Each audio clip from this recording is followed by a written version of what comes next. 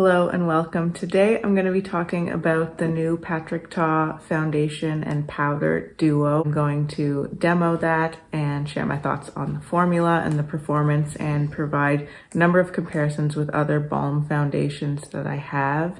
And I'm also going to be talking about and demoing a new holiday duo from Armani. They brought out a set of 2 of their Lip Power lipsticks in a little holiday set. So I bought that and wanted to demo both of the shades in there and also provide some comparisons for each of those shades as well. So if you'd like to see all of that, just keep on watching. So let's start with the foundation. I'm going to show myself applying that now. I decided to do one side with a brush and one side with a sponge. I did wear this yesterday as well, and I only used a brush in that application, but I wanted to see how it would work with a sponge as well. So on my right side, I used the brush. I used the Sonia G Mini Base, which I think is an excellent brush for this type of a product. It's really easy to just kind of dunk the brush right into the pan, and it's small enough that you can get enough precision. It has a good kind of flat top to it, but enough flow within the bristles that you can blend out really easily and quickly as well. So it's kind of the best of both worlds. And it applied the product really quickly with the brush. The first thing that struck me about the formula of this foundation is just how balmy and emollient and kind of soft it is.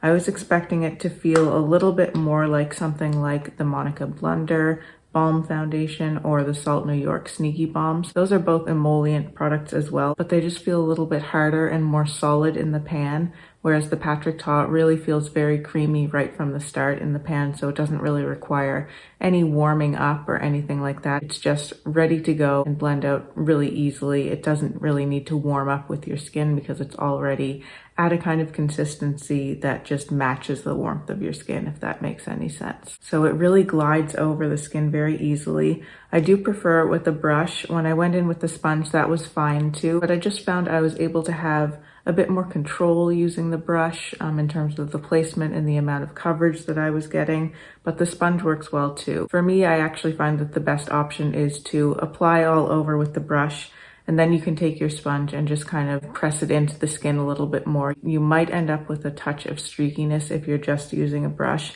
You can blend it out with the brush as well. It's pretty easy to take care of, but it's nice to just have that step of going in with the sponge just to make sure that everything is really nice and pressed in and smoothed over. The second thing that really struck me with this foundation is how much coverage it gives. I was expecting more of a light coverage, but I found it to be a solid medium coverage right off the bat. You can sheer it out a little bit, but you're never going to get, I think, any sheerer than like a light medium. So I actually like that. I like that you don't have to build it up too much. It must be really packed with pigment, because with these balmy type of very emollient foundations, you really don't want to have to apply a lot of product to build up the coverage, because due to the texture of the product, they could start to feel very thick very quickly. But this one requires not much product to get a really good impact and coverage.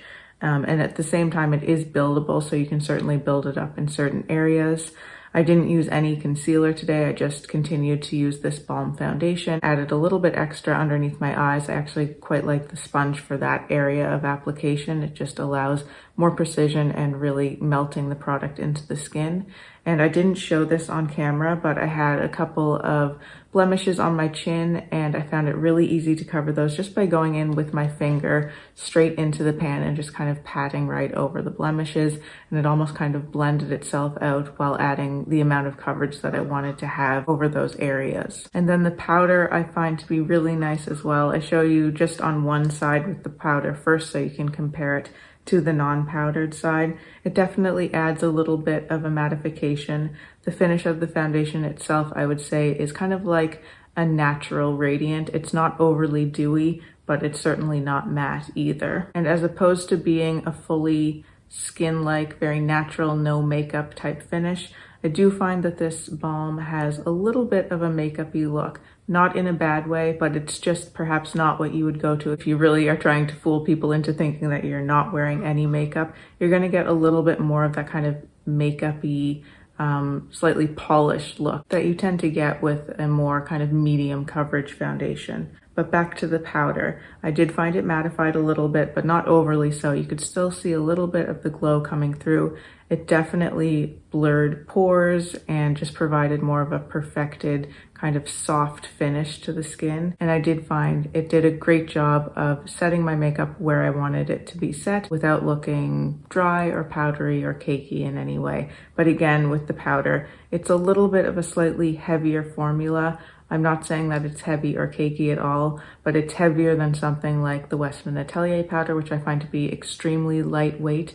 This has a little bit more of a presence to it, just like with the cream component of this. So it's not going to give you that no makeup look, but it's going to give you a really nice polished makeup look. Now let's get into some shade comparisons. I'm just going to be doing the cream part of this. I'm not going to do any comparisons for the powder because the powder's so light and it's not translucent, but it just doesn't have enough presence that I think it's worth comparing the shade to other powders. But here are both of the parts of the product. So you can see the balminess of the cream part even in that little swatch. There's the cream component. I'm just gonna swatch the powder up there. Pretty hard to see anyway, but just so you can get a sense.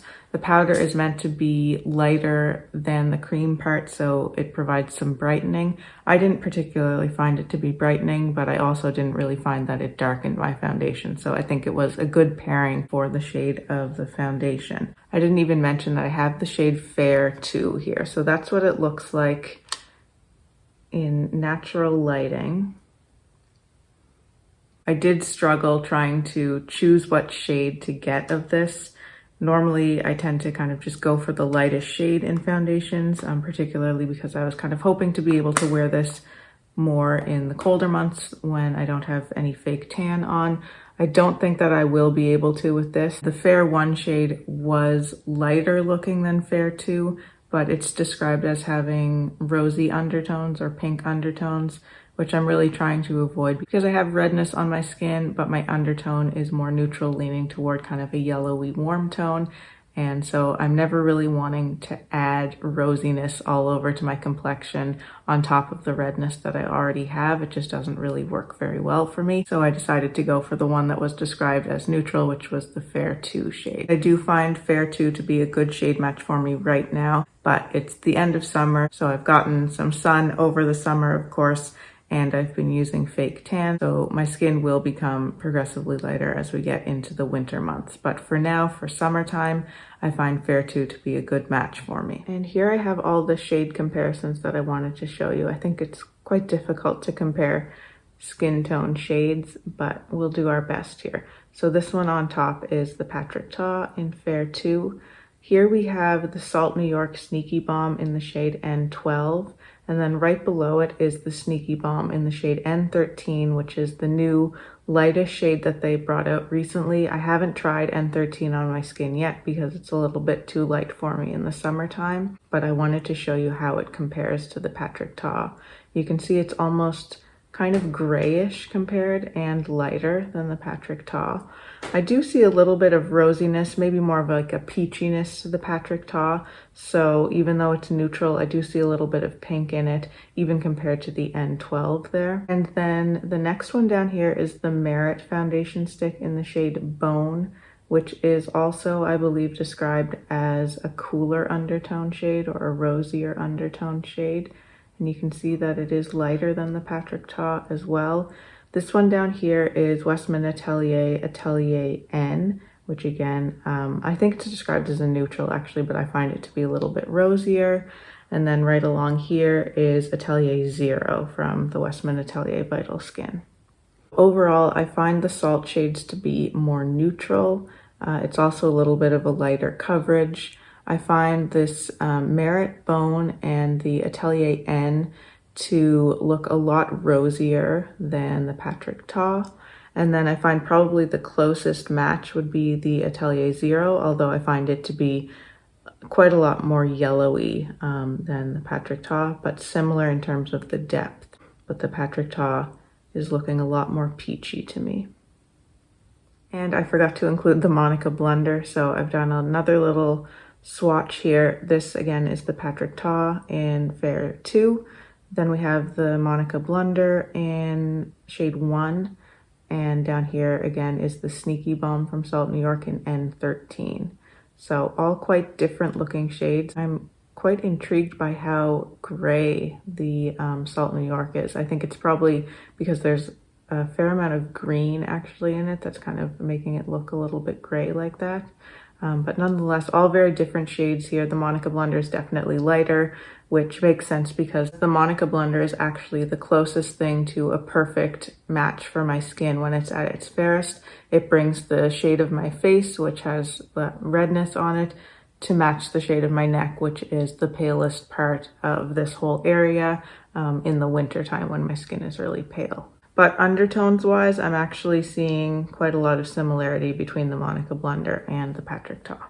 Since this is my second day wearing the Patrick Ta, I also know how it wears because I wore it all day yesterday for probably about 7 or 8 hours and it wore beautifully. I didn't find I needed any touch-ups. I generally don't really need any touch-ups on my base makeup.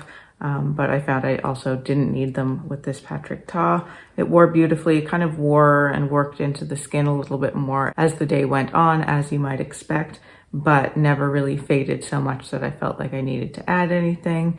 It kept looking nice and fresh. It didn't bunch up or kind of melt off in any places. So I was really happy with how it wore throughout the day. And I like the way that it looks on my skin. I should mention though that my skin is in a much better state than it was a few days ago when I did my Westman Atelier complexion drops review. One of my caveats in that review was that my skin just wasn't doing well in general. So that certainly affects how a foundation is going to look and what my thoughts are going to be on it. And just in the same way, having a good skin day, a good couple of skin days, is going to affect how I feel about the Patrick Ta foundation. So the fact that my skin is doing pretty well now is probably also going to make me feel a little bit better about how this foundation performs overall. So I just wanted to say that. Now let's move into the lipsticks. So this was one of the first holiday sets that I saw pop up on Sephora. I have one other shade of these Armani lip powers, and so I knew that I loved the formula.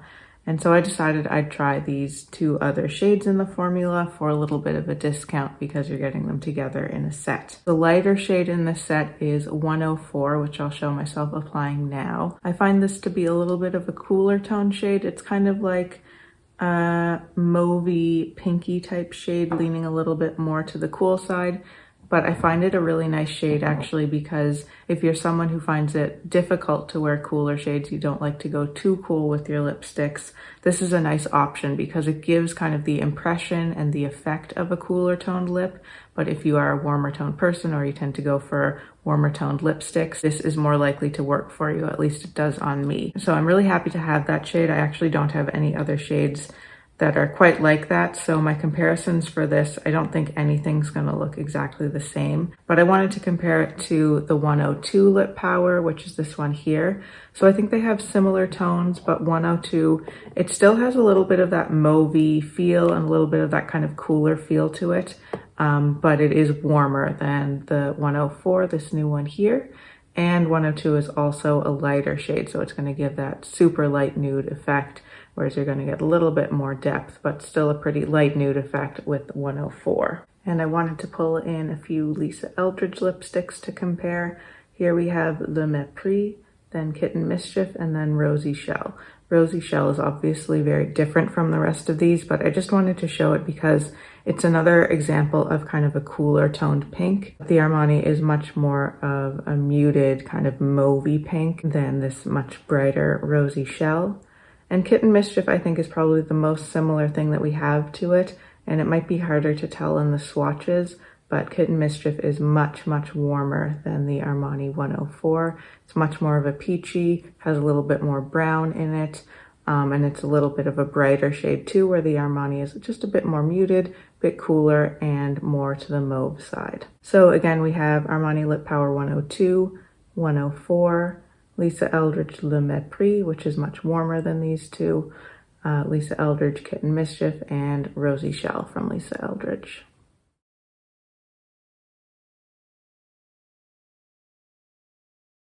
And the other lipstick shade in this duo is 504, which is a much deeper shade. I have that as my main lip color that's on right now. I'm going to show myself demoing it, but right now I actually have 504, and then I used a little bit of my Lisa Eldridge Fawn liner around the edges, and I actually topped over kind of the center of my lips with the 104 shade just to kind of lighten it up a tiny little bit. But here's what 504 looks like all on its own. And this is a really beautiful berry shade. I have quite a lot of comparisons for this one, so let's get into those. And here are my comparisons for the shade 504. So that's 504 in the Armani Lip Power. And the first thing I thought of when I saw that one was Lisa Eldridge's new shade Night Thoughts, which is the next one that we have here. And then I also thought of Painterly from Lisa Eldridge. All the rest of these are also Lisa Eldridge, but they're her velvets. So her Luxuriously Lucent formula, which Night Thoughts and Painterly are in, are the most similar formula I have overall, actually, to the Armani Lip Power. The formulas are similar in the sense that they're more of a kind of balmy, satiny feel, but still with the sort of almost thinner, kind of slippier type feel. The Lisa Eldridge is more towards that. It feels more balmy and thinner than the Armani Lip Power, but they are still similar in those textures. The Armani Lip Power I find dries to be a little bit slightly tackier. I don't find the Lisa Eldridge ones really dry down at all. They will dry in the sense that as they wear off, then you're left with less of the balmy texture, but they leave you with a more lightweight, thinner feel on the lips, whereas I feel that the Armanis have a little bit more of a presence that kind of remains and almost kind of sticks to your lips. I find they're also similar in the sense of how the pigment stays on your lips. So even as they wear down and wear over time, the color will remain on your lips with both of these formulas, but still feel very comfortable and lightweight. Although with the Armani, you do feel it a little bit more than the Lisa Eldridge, I find. I also find that as the products wear, they wear very well, both of them, much longer and better than you would expect with this type of a kind of balmy or satiny feel. I also find that as they wear down, they lose a decent amount of the shine, which I actually like because I prefer the look of a matte or kind of natural texture on my lips as opposed to a really shiny finish for the most part. So I like that about them. All right, so the rest of these here, as I said, are all velvets from Lisa Eldridge, Blush Lightly, Blush, and then we have Velvet Myth, and down at the bottom here is Velvet Jazz. So probably the most similar shade, at least from what I'm seeing here, would be Blush Lightly or Blush. So kind of somewhere in between that falls 504, although the finish is very different because it's not a velvet matte like these ones from Lisa Eldridge, but they're all certainly in the same kind of berry family. Velvet Myth is a much brighter tone. It's a more vibrant tone, whereas the blushes are kind of more muted, as is the Armani, I find. And Jazz as well, Velvet Jazz, is more toward the red side. It has a similar kind of earthiness to it, but it's more of a red than a berry, which the Armani is. And with the two Luxuriously Lucents, I feel that Night Thoughts is a little bit more purple. I think you can see that there. And I think that Painterly is just a little bit lighter. It's a little bit more of a kind of soft color, and maybe a little bit more brown as well. So again, we have the Armani Lip Power in 504, and then we have two Luxuriously Lucents from Lisa Eldridge, Night Thoughts and Painterly, and then 4 velvets from Lisa Eldridge, Blush Lightly, Blush, Myth, and Jazz.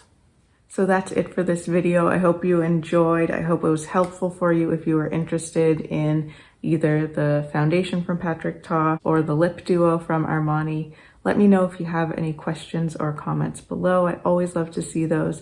If you'd like to see more from me and you haven't subscribed to my channel already, I would love for you to do so. I've also very recently started a TikTok account. So if you wanted to see how I did this eye look, you can check out my TikTok account. It will be linked below, but it's just the same handle as my Instagram account, KateFace21. So check that out if you're interested. Thank you so much for watching. Take care, and I'll see you in my next video.